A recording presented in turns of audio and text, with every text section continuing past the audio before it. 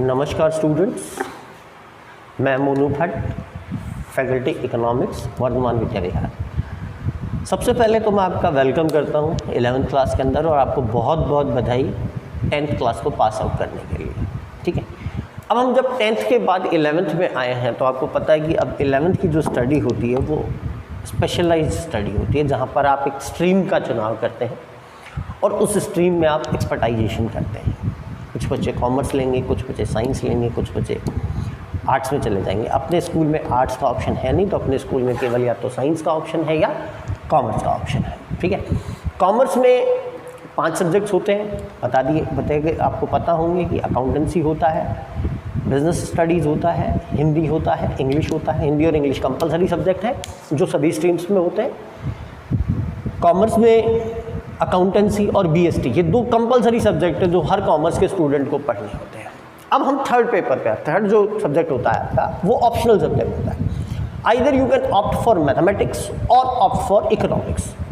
जिन बच्चों को मैथ्स में इंटरेस्ट होता है वो मैथ्स ऑप्ट करते हैं, जिन बच्चों को इकोनॉमिक्स में इंटरेस्ट होता है इकोनॉमिक्स ऑप्ट करते हैं। देखिए, मैथ्स की अपनी इंपॉर्टेंस है, इकोनॉमिक्स की अपनी इंपॉर्टेंस है। अब मैं being a faculty of economics, अगर आपसे मैं इकोनॉमिक्स की सबसे पहले तो इम्पॉर्टेंस पे बात करूं तो आपको भी पता है कि आज का सारा युग अर्थ बेस्ड युग है, मॉनेटरी टाइम है। ये बिना मनी के कुछ नहीं होता है, हम हमारे इमोशंस को भी मनी में कैलकुलेट करते हैं। ठीक है, तो इकोनॉमिक्स एक ऐसा सब्जेक्ट है जो इकोनॉमिक एक्टिविटीज़ से रिलेटेड है। तो इकोनॉमिक एक्टिविटीज़ के बिना तो ये जीवन बेकार है। इकोनॉमिक्स आज की डेट में one of the most important subjects as far as your study is concern. और आप कॉमर्स की किसी भी स्ट्रीम में चले, कॉमर्स के किसी भी एग्जाम को आप फेस करें, यहाँ आप 2 साल फिर भी हो सकता है कि जिन लोगों ने मैथ्स ऑप्ट करी है वो इकोनॉमिक्स से बच सकते हैं, लेकिन आफ्टर भी 12th पास आउट होने के बाद वो किसी भी एग्ज़ाम में जाते हैं, चाहे वो सीए ऑप्ट करते हैं या वो सीएस ऑप्ट करते हैं या वो बीबीए ऑप्ट करते हैं या बीकॉम ऑप्ट करते हैं, किसी भी स्ट्रीम में आप जाते हैं आपको इकोनॉमिक्स का पेपर कंपलसरी फेस करना ही करना पड़ेगा। ठीक है, तो आप लाइफ के किसी भी मोड में इकोनॉमिक्स से नहीं बच सकते हैं, ये आपको ऑप्ट करनी पड़ेगी। आज नहीं करनी पड़ेगी तो 4 दिन बाद करनी पड़ेगी। तो it's a very important subject as far as your study is concern. दूसरा, करियर के हिसाब से देखा जाए तो इकोनॉमिक्स में वास्ट ऑप्शंस हैं, बहुत सारे ऑप्शंस आपको इकोनॉमिक्स सब्जेक्ट में मिलते हैं। स्पेशलाइज्ड पोस्ट होती हैं जो इकोनॉमिक्स का आदमी ही ऑप्ट कर सकता है, जैसे सेंट्रल स्टैटिस्टिकल ऑर्गेनाइजेशन के अंदर सीएसओ की वैकेंसी निकलती है, उसमें इकोनॉमिक्स के लोग या स्टैटिस्टिक्स के लोग ही अप्लाई करते हैं। इकोनॉमिक ऑफिसर की पोस्ट निकलती है वो, जिसमें इकोनॉमिक्स के लोग ही अप्लाई करते हैं। इकोनॉमिक्स में आप टीचिंग में करियर बना सकते हैं, इकोनॉमिक्स में आप बैंक्स में करियर बना सकते हैं इकोनॉमिक ऑफिसर के तौर पे। रिजर्व बैंक के अंदर भी इकोनॉमिक्स की पोस्ट निकलती है। तो इकोनॉमिक्स में करियर ऑप्शंस बहुत सारे हैं। ठीक है, अब चूंकि आप 11th में इकोनॉमिक्स अगर ऑप्ट करते हैं तो देखिए 11th का जो सिलेबस है बेसिकली 2 पार्ट्स में डिवाइडेड है। ठीक है, इकोनॉमिक्स का सिलेबस आपका 2 पार्ट्स में डिवाइड है। सबसे पहला पार्ट जो है वो स्टैटिस्टिक्स का है। ठीक है, और दूसरा पार्ट आपका जो है वो इंडियन इकोनॉमी से रिलेटेड है। इंडियन इकोनॉमी से रिलेटेड दोनों ही पार्ट 50-50 मार्क्स कैरी करेंगे। फर्स्ट पार्ट स्टैटिस्टिक्स का होगा, वो भी चूंकि टिल फाइनल एग्जाम तक आपका 200 नंबर का पेपर हो जाता है, तो लगभग 100 मार्क्स के दोनों पेपर हो गए आपके। ठीक है, अब इसके सिलेबस पे बात आएगी, हमें स्टैटिस्टिक्स में क्या क्या पढ़ना होता है। आपको भी पता है statistics is all about data. ठीक है, डेटा का कलेक्शन कैसे किया जाए, डेटा को प्रेजेंट कैसे किया जाए, डेटा को इंटरप्रेट कैसे किया जाए, डेटा को ऑर्गेनाइज कैसे किया जाए, तो ये सारी चीज़ें बेसिकली स्टैटिस्टिक्स में आती हैं। ठीक है, अब हम इंडियन इकोनॉमी पे जाएंगे तो इंडियन इकोनॉमी में सिंस 1947 यानी कि at the eve of independence, तब से लेकर के और आज तक इंडिया की इकोनॉमी कैसे बदली, इन सारी चीज़ों पर बात होगी। देखिए, इस स्टैटिस्टिक्स की बात करें तो इसमें सबसे पहला चैप्टर जो होगा that will be related to the introduction of statistics. सबसे पहला चैप्टर जो होगा वो स्टैटिस्टिक्स के इंट्रोडक्शन से रिलेटेड होगा कि स्टैटिस्टिक्स क्या है, स्टैटिस्टिक्स का यूज़ क्या है, स्टैटिस्टिक्स की इंपॉर्टेंस क्या है, स्टैटिस्टिक्स की लिमिटेशन क्या है। इन सारी चीज़ों पर बात हम करने वाले हैं फर्स्ट चैप्टर के अंदर। ठीक है, सेकेंड चैप्टर जो होगा आपका that will be related to data collection. ठीक है, कि डेटा क्या होता है, डेटा कितने तरह का होता है, डेटा को कलेक्ट कैसे किया जाता है, प्राइमरी डेटा क्या होता है, सेकेंडरी डेटा क्या होता है, डेटा को कलेक्ट कैसे किया जाता है, ये सारी बातें हम लोग इसमें करने वाले हैं। थर्ड चैप्टर जो होगा that will be related to, मैं मेन टॉपिक्स की बात कर रहा हूँ। थर्ड जो अगला टॉपिक हम डिस्कस करेंगे that is organisation of data.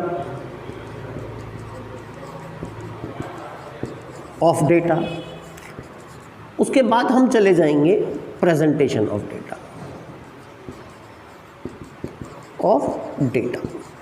ये सारे टॉपिक्स ऐसे हैं जो 9th क्लास में आप लोगों ने नहीं पढ़े हैं। इन सारी चीज़ों पर हम लोग बात करने वाले हैं, ठीक है। उसके बाद ये सारी बातें क्या हुई, देखिए सबसे पहले हमने डेटा को कलेक्ट किया, फिर हमने डेटा को ऑर्गेनाइज किया, फिर हमने डेटा को प्रेजेंट कैसे करेंगे, उन सारी चीज़ों पर बात हम लोग करेंगे। फिर डेटा के इंटरप्रिटेशन की बात आती है, कैलकुलेशन पार्ट आता है आपका। कैलकुलेशन पार्ट में हमारे यहाँ पे चैप्टर्स जो होंगे वो सबसे पहले तो होगा आपका सेंट्रल टेंडेंसी का चैप्टर होगा, या स्टैटिस्टिकल मीन का चैप्टर होगा, जिसमें हम 3 टॉपिक्स पे बात करेंगे, अर्थमेटिक मीन, मीडियन और मोड। ये 3 टॉपिक्स पर हम लोग बात करने वाले हैं सेंट्रल टेंडेंसी के अंदर, ठीक है। उसके बाद अगला चैप्टर जो होगा हमारा that will be related to dispersion.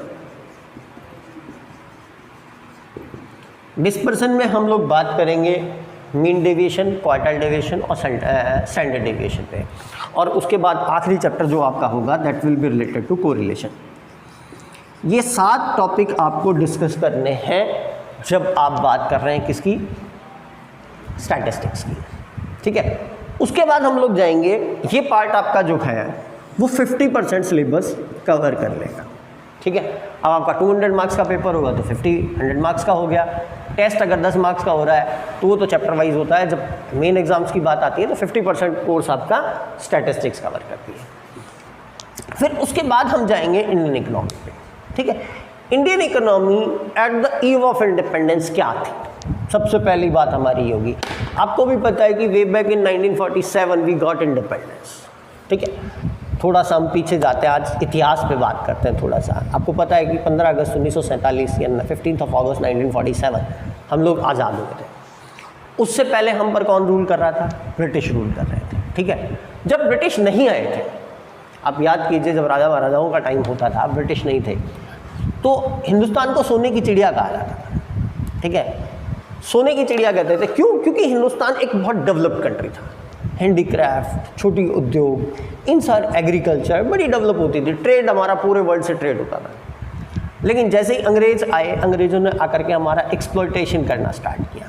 अंग्रेज़ों ने बेसिकली हमें क्या बना दिया, हमें अंग्रेज़ों ने बना दिया exporter of raw material and importer of finished goods, ठीक है। उन्होंने हमारे उद्योग धंधे बर्बाद कर दिए, उन्होंने हमारा ट्रेड बर्बाद कर दिया, उन्होंने हमारी छोटी एग्रीकल्चर को बर्बाद कर दिया। एग्रीकल्चर जो पहले फूड ग्रेन से रिलेटेड थी उसको कमर्शलाइजेशन किया एग्रीकल्चर का, वो अपने फ़ायदे के लिए आया।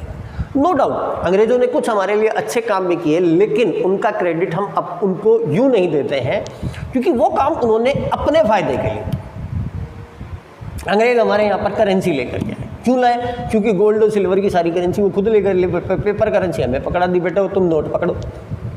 उन्होंने कमर्शियलाइजेशन ऑफ एग्रीकल्चर किया, बिल्कुल किया। क्यों किया?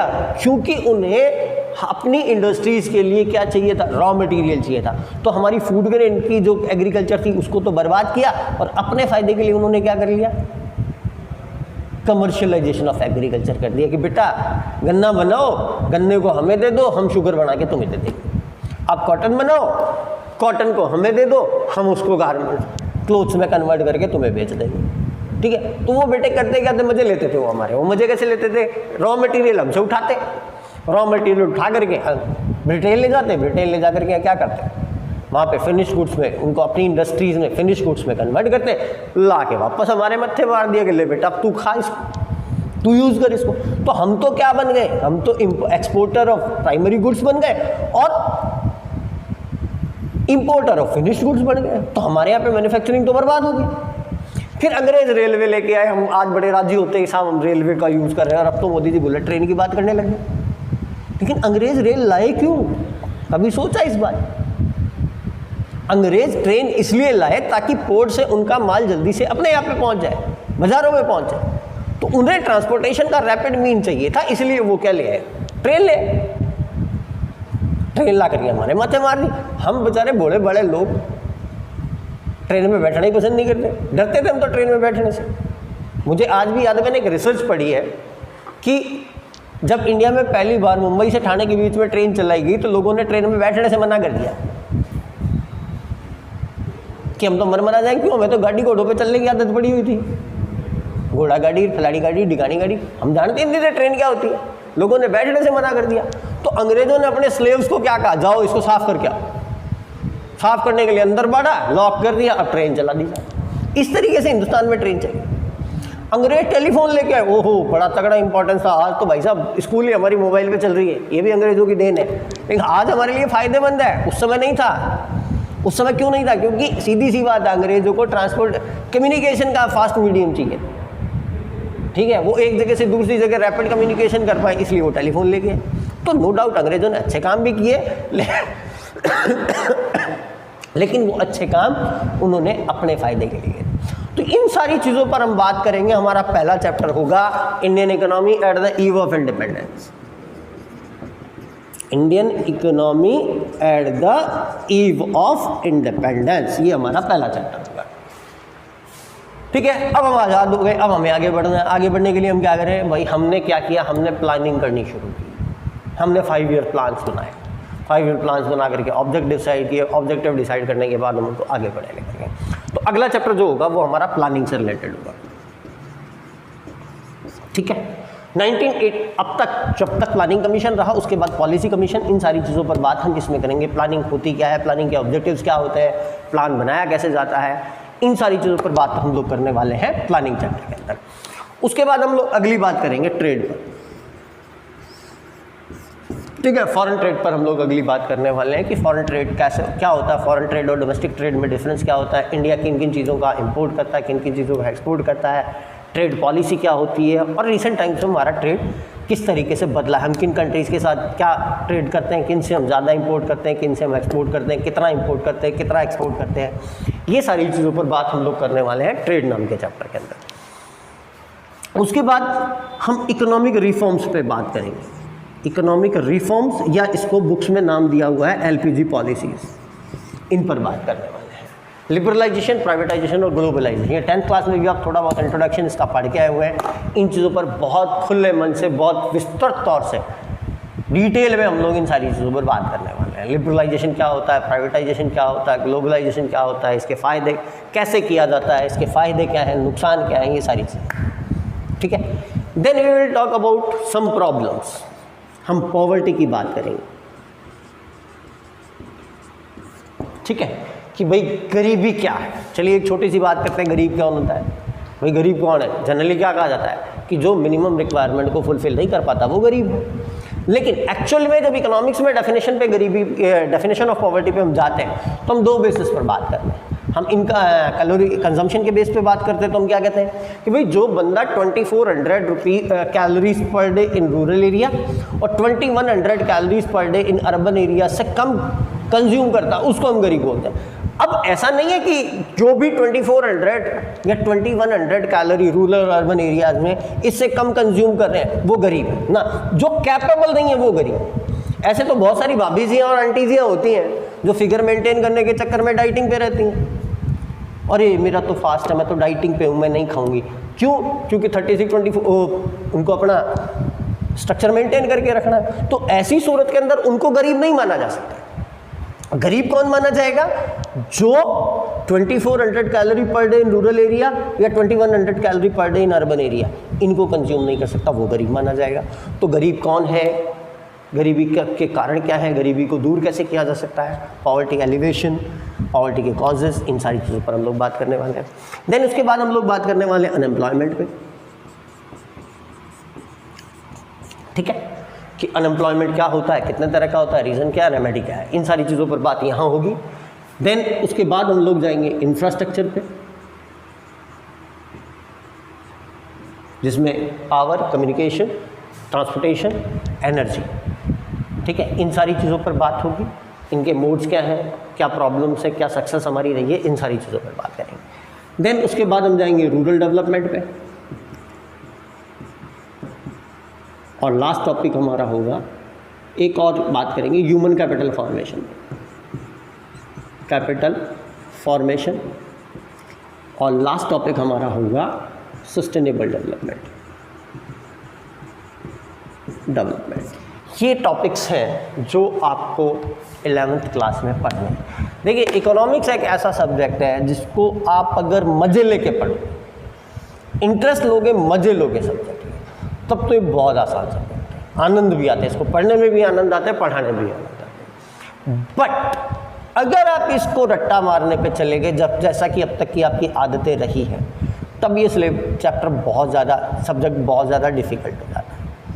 तो अगर आप इकोनॉमिक सब्जेक्ट ऑप्ट कर रहे हैं, करना चाहिए, very important subject, career options भी बहुत सारे हैं, और सबसे बड़ी बात है कॉमर्स का बंदा इससे बच नहीं सकता। तो जितनी जल्दी हम किसी चीज़ को ऑप्ट कर लेते हैं तो हमारे लिए उतना वो फ़ायदेमंद हो जाता है। ठीक है, तो इन सारी चीज़ों को आप ढंग से पढ़ेंगे हम लोग, और बहुत अच्छे से एक अच्छे एनवायरनमेंट के अंदर हम लोग पढ़ाई करेंगे, और सब्जेक्ट को समझने की कोशिश करेंगे, उसके आनंद लेने की कोशिश करेंगे, उसको एंजॉय करें। देखिए, आप जब सब्जेक्ट को एंजॉय करते हैं तब सब्जेक्ट आपका होता है। ठीक है, हम जिसके साथ ज़्यादा आत्मीयता से रहते हैं वो हमारा मित्र होता है, वो हमारा अपना होता है। तो इसी तरीके से जिस सब्जेक्ट के साथ हम आत्मीयता दिखाएंगे, ठीक है, इंटीमेसी दिखाएंगे, वही सब्जेक्ट हमारा अपना बन जाएगा। और जब हमारा कोई सब्जेक्ट अपना बन जाता है तो हमें लाइफ में बहुत कुछ देख करके जाता है। मुझे आज भी याद है, जब फर्स्ट ईयर में मैंने इकोनॉमिक्स ली थी तो मैं बहुत डरा करता था। मैं साइंस से बागी होकर के आया था और मैं बहुत डरता था कि यार इकोनॉमिक्स पता नहीं मेरा क्या होगा क्या नहीं होगा। और आज जब पीछे मुड़ के देखता हूँ तो मैं आज अपने आप को ये पाता हूँ कि मुझे रोटी मिले नहीं मिले, 10 घंटे में मैं खाना नहीं खाऊंगा, मुझे फ़र्क नहीं पड़ता, लेकिन 10 घंटे में पढ़ा सकता हूँ और बहुत मस्त चीज़ें पढ़ा। मुझे इस सब्जेक्ट ने बहुत कुछ दिया है, आपको भी देगा। ठीक है, तो एन्जॉय कीजिए, सब्जेक्ट को समझने की कोशिश कीजिए, और जहाँ दिक्कत आती है मैं हूँ ना। Thank you very much.